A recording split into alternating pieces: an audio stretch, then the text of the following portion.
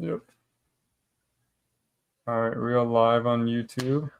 Yo, what's going on, everyone? Ben Ryan Chase back at it. I suck at talking in the beginning of these shows. Episode 433 of After Further Review. Hopefully you've seen the other 432 shows. Just kidding. I don't even know what episode this is, though. 80. A clean Big 80.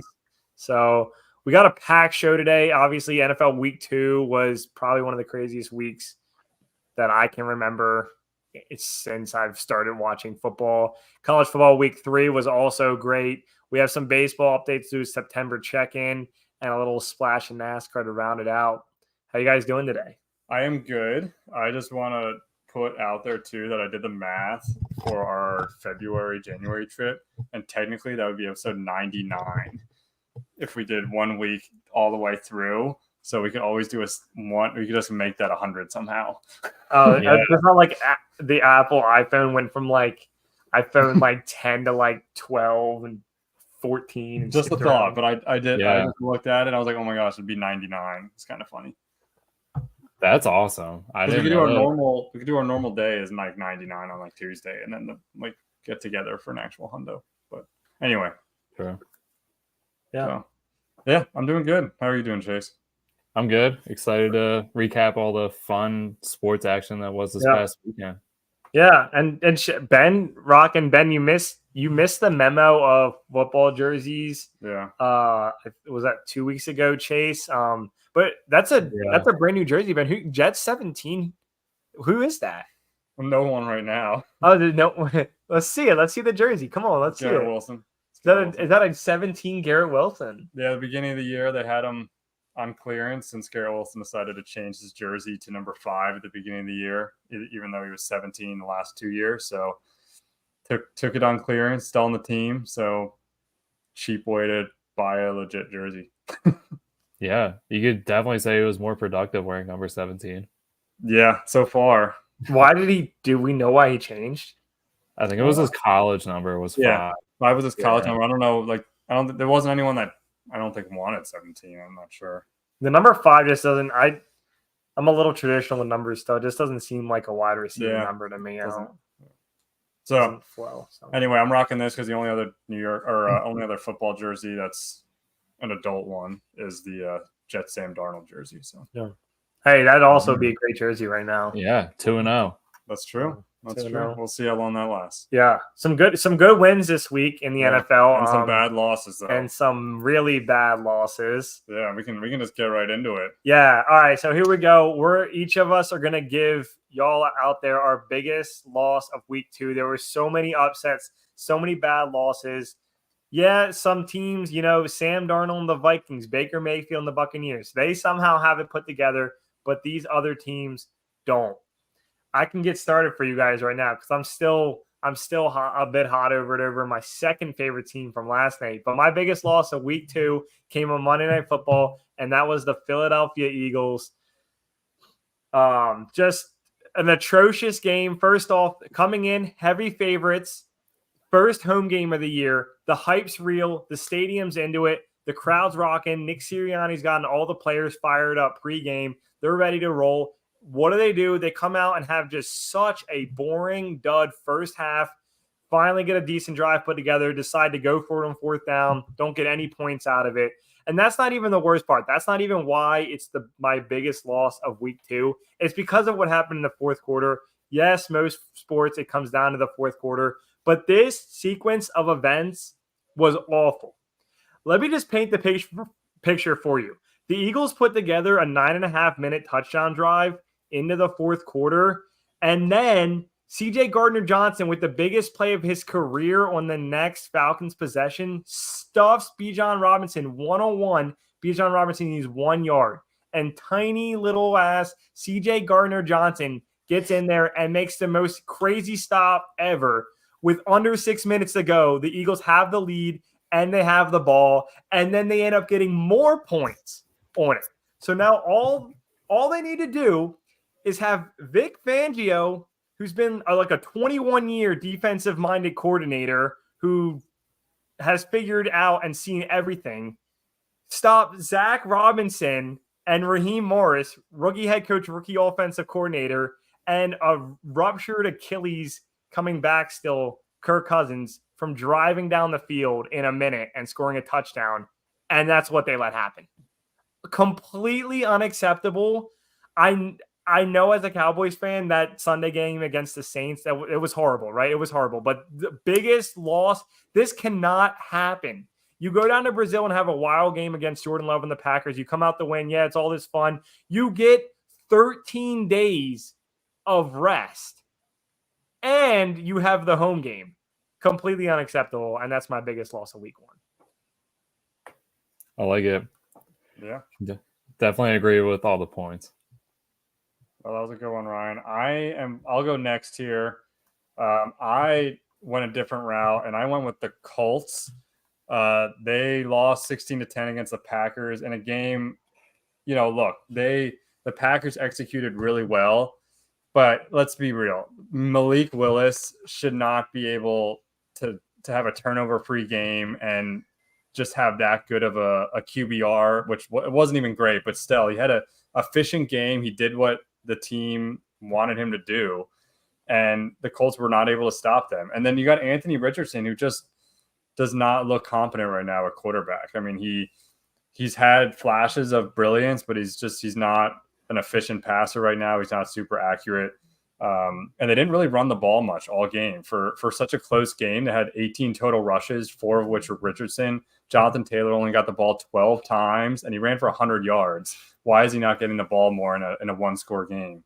So just some questionable things that went on, but now they're 0-2, a game that I thought they should have won, and then they have to, they get a game against the Bears, which another game they should win. So they have opportunities early in the season before they have to get some more difficult matchups with the Texans and Steelers. But Colts, pretty disappointing start to the year for them. They need to run the ball more. Anthony Richardson needs to try to, be more accurate with some of his passes. But credit to the Packers. I mean, Malik Willis was super, accurate with how they used him. 53 rushes total for the Packers compared to 18 for the Colts. That's all you need to know. Can't happen. Josh Jacobs getting 32 carries is what they should have done with Jonathan Taylor. So I know Jonathan Taylor is coming off a little bit of an injury, but there's no reason he can't get more rushes. 10 carries is ridiculous. That's 12, but still 12. Unacceptable. The backup only got 2. But yeah, Colts are my pick this week. Yeah, totally agree with that. Especially we all knew the Packers were going to run the ball, so pretty inexplicable. No one trusts Malik Willis, not even the Packers. Yeah, and went from one inexplicable coach to another. My guy, who I've wanted fired for 7 years now, 8 years maybe, who knows? It's been so long, I can't even read the card anymore. It says you're fired. It doesn't even say that anymore because it's been in my wallet for so long. I'm talking about the Ravens. They had an easy cake matchup week 2 against the Raiders. Gardner Minshew isn't even going to be there next year for the Raiders. So we all know this is just a 1-year trick and pony. Really nothing to see here, folks. And the Ravens go out there, sketchily get through the first half. And I'll put it as an easy sketchily. It was not great, not bad, but it was nothing that you shouldn't have another quarters like that again this year. If you're serious about winning the Super Bowl, those are unacceptable. Not only that, they have a 10-point lead up against the Raiders, completely melt down and blow it. Same way Eagles style, all they had to do was basically just hand the ball off to Derrick Henry, which we're still not doing. And we're still not doing that because our offensive line is garbage. It is so bad. It's probably maybe bottom 5 in the NFL right now, and that's maybe generous to put it that way. But and really, you saw this coming. That was clear as day. Yeah, it's like awful that you knew this was coming too. Bad problems. They put a lot on some younger players, and it's a tough position to be in. But at the same time, there's other people out there that can't be on the field right now. If you're gonna compete for a Super Bowl, you can't have those type of players out there that just aren't ready to do it yet. And that's the problem with Harbaugh. It's really just an organizational problem, but they really prioritize defense over offense.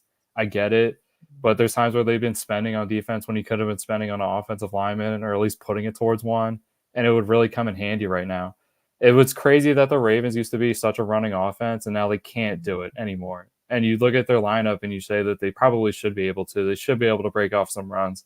but it's not going to. It's going to end up hurting Lamar. He's going to get hurt at some point this season and be out. And then what do we have left? Nothing.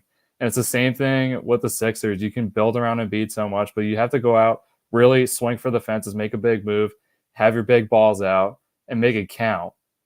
And those are two like huge steps. But if you do that and you can do it well, you're going to win a championship. They haven't done that. They've put in a lot of good pieces, but never taken the big swing. And you don't do it on offense for so long, it's basically useless. So it's tough point to be in. But for the Ravens, you're 0-2, first time in MVP, first time in like last year MVP. Should be building off of that at this point. 0-2. Yeah. Not a good start. Not a good point to be in. And all these 0-2 teams have terrible offensive lines. And we picked them as, our eliminator challenge too. I think we all kind of thought that they would just roll in this game. Yeah. So anyone left in the eliminator challenge, you get first place and you want to be on the show. You beat us. So also whoever Gordon was, who didn't even make a pick in week 2, awful take on that front. Yeah. Had a great chance to win some great prizes, but boom, boom, boom, boom. both your teams, 0-2. I saw, I think it was like the last 2 or 3 seasons, 21 teams started 0-2. I think 2 of them made the playoffs. Chase, Ravens and Bengals both 0-2. It seems highly unlikely that they're both going to make the playoffs at this point. So it's a wild ride. You get these games, Raiders, Falcons, Packers with a backup quarterback. I get it. There's winnable games that you can't always win, but these were our week 2 biggest losses. So, yeah. And it's time to face reality because we go play your Cowboys, Ryan, and it's really time. And if either team loses, it's time to look in the mirror and say, we got to make some changes. Because if you're losing to one or the other, you got some serious problems. Obviously, for the Ravens, you'd be 0-3. That's a panic level button. You probably hit that. Cowboys 1-2. Sustainable, but not great. But definitely not a position you'd want to be in at this point in the season. September should be a walkthrough year. Should give you 4 easy wins right off the bat. Yeah, as a Cowboys fan this Sunday, Chase, I'm beyond nervous because I know an 0-3 is an all-out panic button. We basically talked about last week how both of these teams could be overlooking their matchups. I thought the Ravens wouldn't, being 0-1. It seems like they did a bit. I get it. The Cowboys are at home again. Their last 2 home games, they've given up like 80 points and haven't been able to stop any offense. So having Lamar come down there and with all their offensive woes, they're going to do something this weekend. And I'm scared. I am scared because the Eagles had a loss. No team in the NFC East is 2-0, right? So the Cowboys deep down know a 1-2 start isn't the end of the world. Technically, Commanders are up top. Yeah, 1-1. Yeah, at 1-1 with the tiebreaker right now. But so as a Cowboys fan, I love bias bets. I love bias picking my teams. I'm not going to go anywhere near the Cowboys this Sunday. I'm going to be so nervous. So I agree. I think the Ravens are going to be in like win now mode because I'm looking at their schedule. They face the Bills after that, and then they face the Bengals after that. So these they have to win. They have to win, or we can lose and fire Harbaugh. Also win. Is that what you? If we go 0-5, fire Harbaugh, and then rattle off 5 wins, I'm back in. That's true because Owen, you can rattle off some wins because with 17 games too. Yeah. We just need somebody to take the brakes off. I don't know why we keep putting brakes on our team, but for some reason, we have the most vanilla thing ever, and it drives me crazy. I want to see creativeness. We have Lamar, Derrick Henry, Zay Flowers, Mark Andrews. You wouldn't be able to tell by watching on Sunday, but all those guys are on the field at the same time. Yeah. Magically. Yeah. How many years of the past 5 years are we talking about different players? J.K. Dobbins is out again. Odell Beckham can't really stay on the field for his stint. Is he out? Lamar is out. No, Dobbins is back. Chargers. I was going to say. Going off. But to my point, they are full strength right now, and they're not taking advantage of it. No. They should at least be able to get to 100 yards rushing. Passing, okay, maybe it's still a little bit bad, but rushing, I feel like even with a bad offensive line, you can still get some runs going. Can't tell. And honestly, from this side, talking about the Cowboys, I'm pretty sure CeeDee Lamb is just going to have his way with whatever he wants to do with the Ravens secondary. He can pretty much go and do, because Brandon Stevens will run with CeeDee Lamb and doesn't know what to do with himself. Yeah. He's always there, just doesn't know what to do with the ball. And it's crazy. I'm like, you're right there. Just turn around and put your hands up or catch it or deflect it or something. Don't touch the guy. This is about their only saving grace is if they can actually play in a shootout type situation until, for the Cowboys on defense, it's just all about their linebackers. I think that's by far their weak point. We talked about some of the best defense in the league last year. They all had great linebackers. Cowboys have to figure it out. And if the Cowboys had Fred Warner in the middle of their defense, oh God. I know. I mean, yeah, they're one piece away, one great linebacker away, but can have Reddick.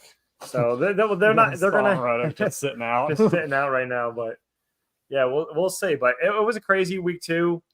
I think the biggest favorites now, the first 2 weeks of the NFL, have lost. I think it was Bengals in week 1. And the Ravens in week 2. So the biggest one is I'm about to throw a unit on the biggest underdog of week 3, because you know what, at this point, the Panthers. Andy Dalton starting, you never know. They could rattle off a win now. Yeah. It looks like right now the biggest favorite is tied between the Bengals against the Commanders and the 49ers against the Rams. Okay. All right. So, there you go. Take your pick. Either one of them. Take the underdog. Yeah. So, all right. Well, some good football talk there. I think we'll move into baseball before we go back to a little football on the college side. Yeah. And then we're just a quick MLB September check-in.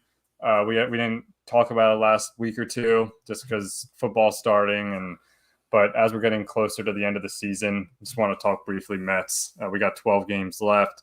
Mets are, as of recording this, a game up from the Braves in the last wild card spot. Lindor's been out, so that's been a struggle, but they have 2 more games against the Nats. These are like must-win games. Got to win these games, because then they have the Phillies for 4, got the Braves for 3, and then the Brewers for 3. So you gotta beat the Nats. Got to try to at least split the series with the Phillies, and then that Braves series is going to be huge. What are you looking at? 12 games. What do you need them to go? I need them to go 8-4. 8-4? Yeah, that's what I'm looking at. And how many against the Braves? 2 out of 3? Yeah. They need to go at least 2 out of 3 with the Braves. Right now, they're only 1 game up. The Braves just came off a series against the Dodgers. Now they get the Reds for a couple, which should be a little easier. And they should win that series, yeah. And then they also get the Marlins, which is so Marlins, Mets, and then Royals for the Braves. So yeah, the Mets just have to get the consistent starting pitching they've been getting. I mean, Sean Manaea has been fantastic for them. But besides that, they're kind of plugging some guys in. They're, some of these guys look like they're starting to get tired as the year gets to an end. Alvarez has been struggling a little bit. Vientos has been struggling. We got Acuna, who's starting at shortstop for Lindor, and literally the most important games for the Mets, which is, you're kind of throwing him in the fire. So we'll see how he responds to that. But I'm excited. For the Mets to be where they are right now, to have a chance to get in the playoffs. It's exciting, and we right now would be playing the Brewers, which could be a winnable 3-game series. So. Unfortunately, that's when I'm on my vacation, which I did not realize is literally the 3 games of the wild card. I'd be on vacation those 3 games. Oh, okay. I'm kind of salty about, but yeah. And I'm excited that we are where we are, and you guys are fine as for the Phillies, but at least we'll be in the playoffs. So yeah, magic number is 9, I think. So it's a doable number. Yeah, and you guys, just have to get that consistent. The Mets really should have. I felt like we should have won 3 out of 4 against you guys. We had some really rough. Yeah. I felt like we should have won at least 2 out of 3. Because there was between 2 of those games, The Mets don't have a good 8th inning guy to get to Diaz. That's been their problem all year. We just don't have that guy. So we'll see. I don't think this team is gonna make a run in the postseason, but just if we can get to the postseason, that's a win. Yeah. Hey, you never know. Yeah, once you get to the postseason, you never know. The Phillies went a decade of being trash against a really good Cardinals team that year, and they blew them out. And then and speaking of the Cardinals, the 2006 Cardinals that won it all. I mean, they were a terrible regular season team. They won like 84 games or something, and snuck in and then beat the Mets. And what do we talk about? What do we talk about in 2024 sports? The parity is great. There's a lot of talent, Ben, on this New York Mets team, whether you like it or not. So believe in them and say they're not going to brick and say they're going to go into the wild card. They're going to take out whoever they play, and they're going to get a divisional series matchup. You, as a Philly fan, now a Cowboy fan, may be able to have that confidence in your teams. As a Mets fan and as a New York fan who's never seen a championship, World Series, anything, I do not have that confidence. But that's a privilege that you have to have that confidence for a team. And it must be fucking nice. Okay. Yeah. Next. That's true. All right. What's going on in the college football world, Chase?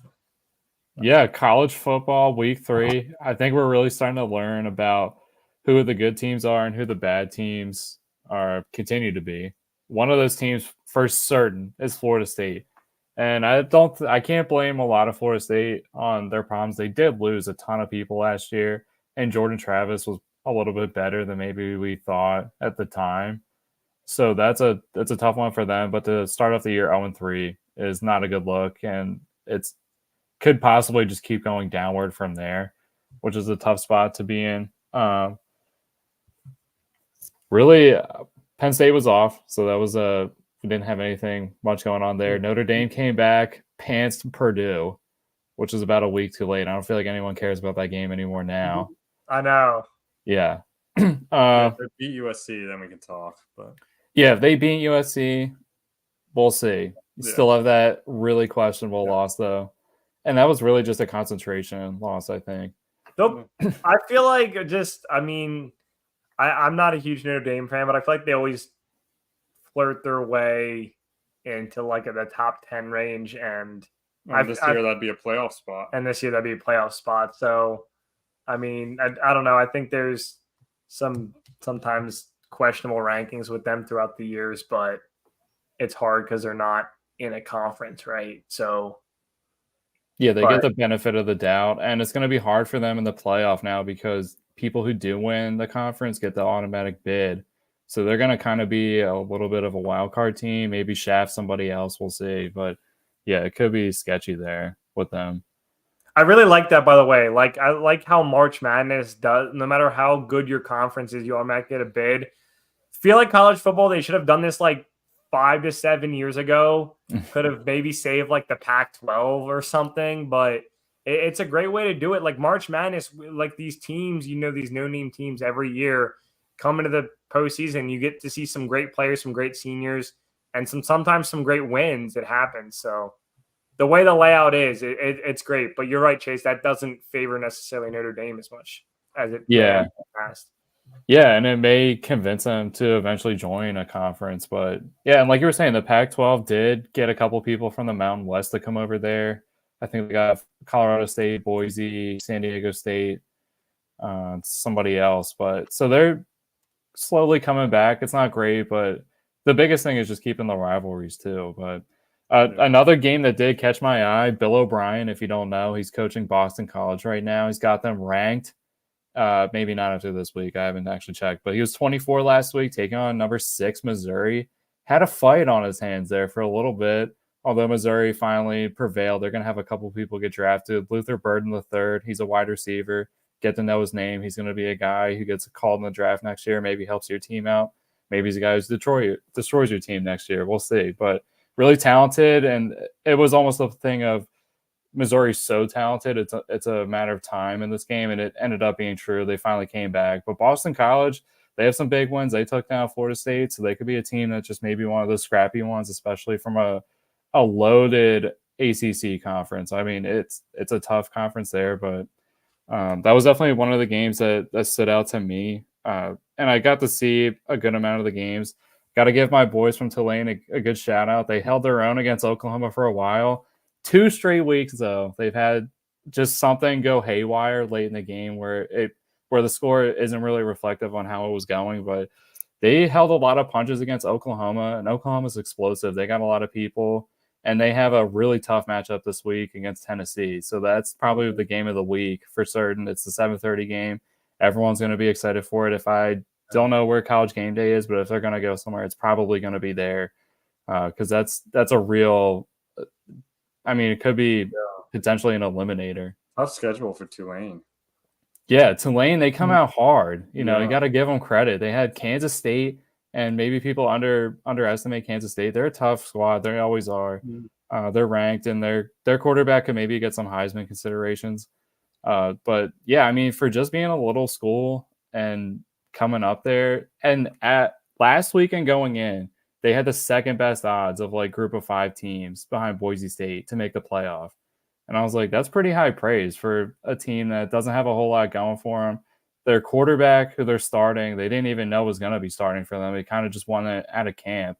And they've been putting it together. They're a sneaky team. They're going to, if they get up against somebody that's not really measured and not ready for a tough matchup like that, they're going to get the win. I mean, they were close against Kansas State, had the late fumble. Again, here in Oklahoma, just bad.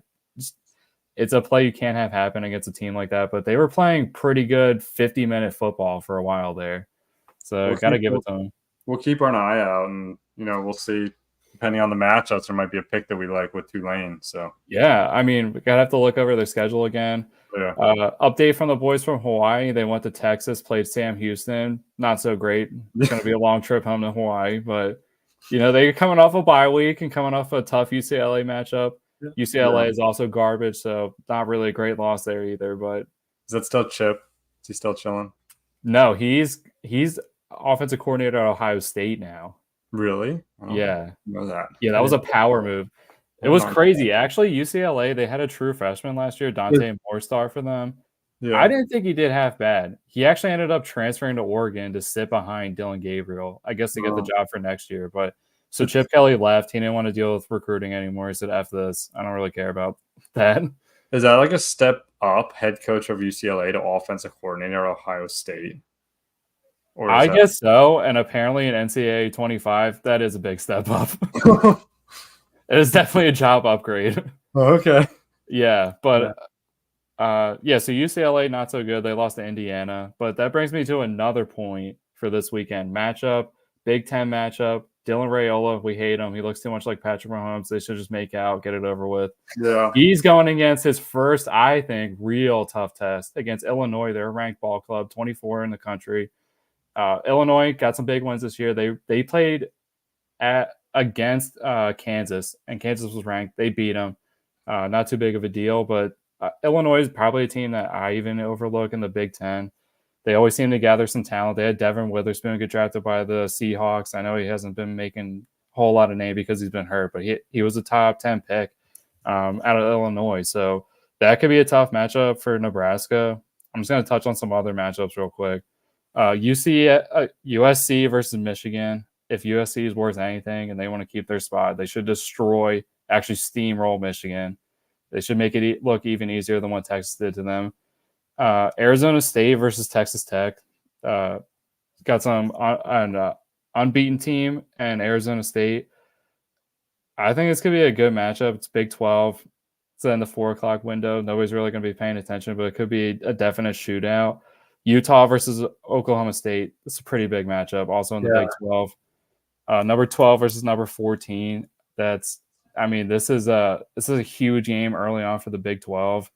And Utah has done nothing but just prove themselves to this point. Obviously, Cam Rising coming back after being hurt last year. It's a good sign for him to be as dominant as he is. And Oklahoma State always just feels like they're one of those teams that they're ranked for most of the year. Then they just have ugly losses, and then they have to play Oklahoma, get their pants shoved down, and then they're just forgotten about by the time it comes. And they're playing in the Gasparilla Bowl.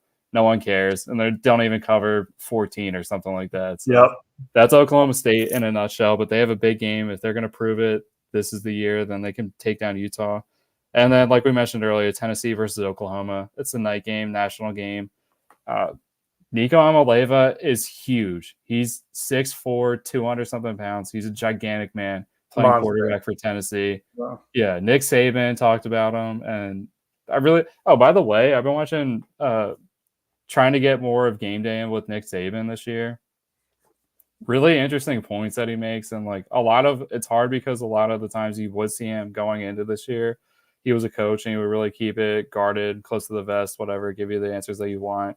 Maybe the answers you don't necessarily want to hear, but it's really cool to hear him break down some of the things and just be open, because he's been such a closed guy that he didn't really want to give anything to the media more than he would have to. So I think he's a part of it, to get to hear him just speak about the way he feels about a football game or a football play or football players. Really, I feel like is a national treasure at this point. He's a guy who's won that many championships. Like it or not, how he did it, I don't know. I don't know how he did it, but it still takes a lot of talent. Still, to put that many guys in the NFL, not everyone can do that. There's a lot of guys who have been coaching forever and don't have that. And same thing with Belichick on Monday nights. It's really cool to hear them just take the glove off, get a peek to see how the sausage is made with those guys, and really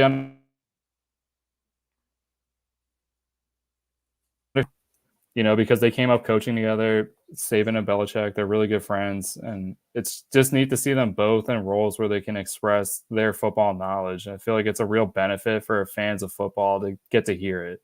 Yeah. I was going to say, I've heard them both on McAfee a little bit, and they've anytime they've been on, it's been interesting. It's been good content. Yeah. Like it's just really fun to get their point of view, because it does matter. I mean, I feel like they're able to see through a lot of things with players, and maybe they're wrong sometimes, but I feel like a lot of times they're right. And even Nick Saban pulled the curtain a little bit on Jalen Hurts this past year. Like it was a quick interview. Probably a lot of people missed it, but he was just saying that he hopes that, like, when things get rough with the Eagles, he hopes Jalen doesn't isolate and stuff like that and just be vocal. And that's probably what happened at Alabama, and that's how he ended up at Oklahoma. So that's maybe even a little peek of what he knew then and what you get to know now. And maybe he's better, maybe he's more mature, but maybe that still exists in some form, and maybe that's why they collapsed last year. Yeah, you gotta have a big mental presence to be that high level of a quarterback in college. It's such a young age to have all that pressure on your shoulders, and it's a lot to handle. So especially at Alabama, you're just waiting for some guy to take your job. Like that's literally all you're there for, is like, okay, how fast is someone going to take my job? 3 strings of quarterbacks that could be starters like other places. They have somebody who's 17 right now playing wide receiver, catching touchdowns every week. He's 17. That's crazy. I'm like, that's nuts. There's probably someone there who's 24 who hasn't sniffed the field. Oh my God. For sure. They're like, Saban's gone, I'm hitting the field this year. Nope. They got a 17-year-old to enroll early, and he took your job. That is a bummer. Oh yeah. If I'm an athlete, there's our programs I stay away from. Oh yeah. Yeah. That's just one where you go to get the knowledge and you bail after 2 years, and you're like, all right, I'm gonna go start now somewhere. Yeah. But we appreciate the college football content. I appreciate it too, because I don't always follow it a ton on Saturdays. Like things like, I didn't even realize Missouri was ranked 6th. So yeah, they're just a team that's so forgettable.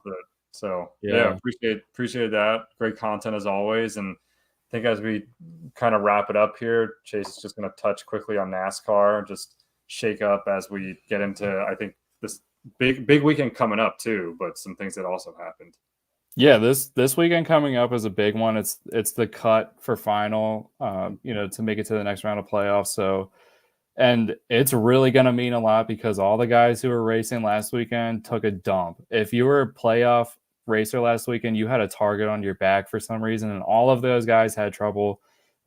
First, I'm just going to touch on Denny Hamlin. I touched on last week. Highly questionable game plan last week. This week, somewhat similar thing. He just always feels like he's on the outside, and it almost seems like he's making his odds against himself worse, which is weird. It's not like you see a top guy in the sport, Tom Brady, all these guys that are just legit number ones, and you're like, if he would go in and Tom Brady would just throw a pick 6 right off the bat, you'd be like, well, this isn't going to go well. But like, He never really did that. Yeah. Because he wanted to win a championship. And for Denny Hamlin, I would think you have to come out, get that win early, Joey Logano style, secure yourself, and then have good finishes. But he's backwards, and now he's putting himself a lot of pressure on a Bristol to put himself in a good position. But last weekend at Watkins Glen, we had another guy not in the playoffs take a win. Chris Buescher went out there, diced it up. I mean, he was really just lighting it up. Shane Van Gisbergen, the Kiwi. Yeah, I know. Chris Buescher, so close. If this happened 2 weeks ago, buddy, you'd be in. But Yeah. Either way, he's playing spoiler, gets the win, gets a nice paycheck on top of it, which never always makes it feel a little bit better. Yeah. But Shane Van Gisbergen, Chris Buescher and SVG, it was basically down to them in the last lap. Insane finish. I mean, they were just battling. And then Buescher gets in the lift, and then he gets it and just takes it from there.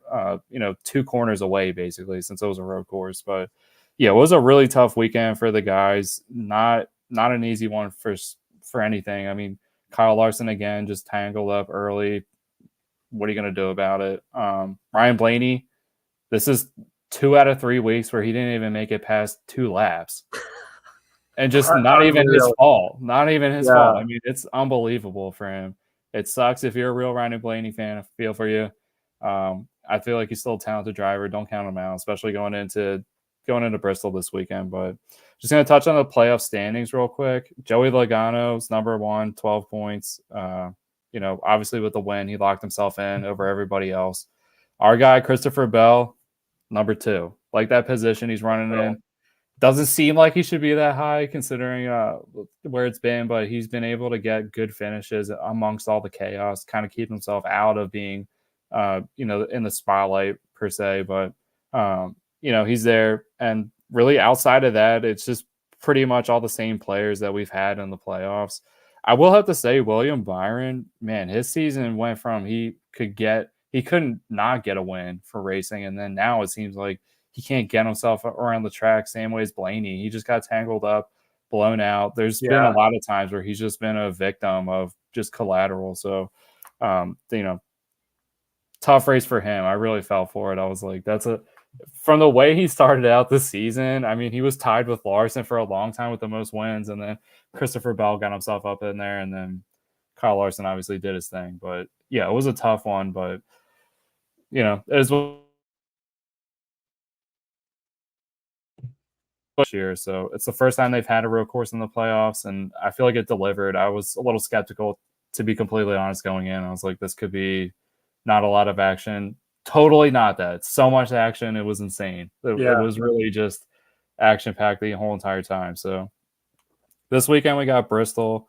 It's the cut, so I forget which top amount guys advance through the next round, but it's not looking good for a lot of people. A lot of people essentially need to just get the win this weekend, and it's more than just a handful of guys. It's almost everyone in the playoffs. You might as well just get the win because it's not been going well for you. And I'm excited to see what the strategies are going to be like. Who's going to try to hang back? But with Bristol, it's so close. It's a short track, so it's really just going to be again nonstop action. So do you think any type of Austin Dillon type of play that could come in? I guess not after getting. He got he's not in there though. Yeah, he got booted from being in the playoffs because of that. So I wouldn't think, but you got to feel like the tension's gonna be high on Sunday. Yeah, and full disclosure, NASCAR has had some guys make a little shady moves, and maybe sometimes try to help out another driver in the playoffs. But so there's always something afoot, and with every guy having maybe not a teammate, but a driver, same manufacturer and stuff like that. Yeah. We'll see, but it's definitely setting itself up for something spectacular. And, a guy like Kyle Busch, I mean, he also is just a guy who keeps getting banged up, pushed around. He could just go in here and just have his way with people and do whatever he wants. He's not in the playoffs. It doesn't matter for him. He still wants that win to keep the streak going. Yeah. So there's a lot of guys who are going in really pissed off about the way the years went. Martin Truex Jr., another guy, keeps getting shafted for unknown reasons. His car, it's something else. Not Bubba Wallace style, but just stuff out of his control, it seems like, where he comes out really fast and still makes the car dominant, but if he just gets the setup he wants, I mean, he should be lapping everybody. So it really wouldn't surprise me to see him come out and have a really dominant race too. Yeah.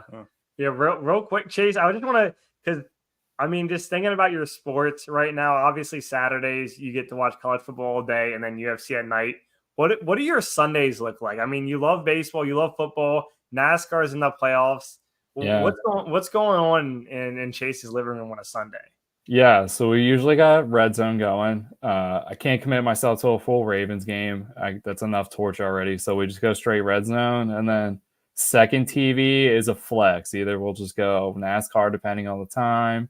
Maybe if there's a college football on a Sunday, get that on there. But yeah, usually it's mainly football on Sundays, and then yeah, so the Phillies 1 p.m. matinee games.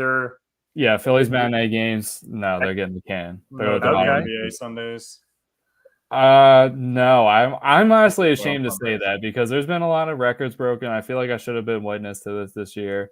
Yeah, we'll talk before the playoffs. We'll talk. Yeah, we'll need a little primer to start here because it starts next week or in 2 weeks, week and a half. Yeah, it's 2 weeks, I think. It was weird this year because they took that break because of the Olympics. Yeah, stupid Olympic break. Yeah, but no, I appreciate it as a good question. I'm also curious. So it's a good question. Before we wrap it up quick, I just wanted to mention, I know we talked a little before the podcast, but one of our past guests, Mr. Corey Lewis, who was a prospect with the Minnesota Twins, got promoted to AAA. We're really excited for him.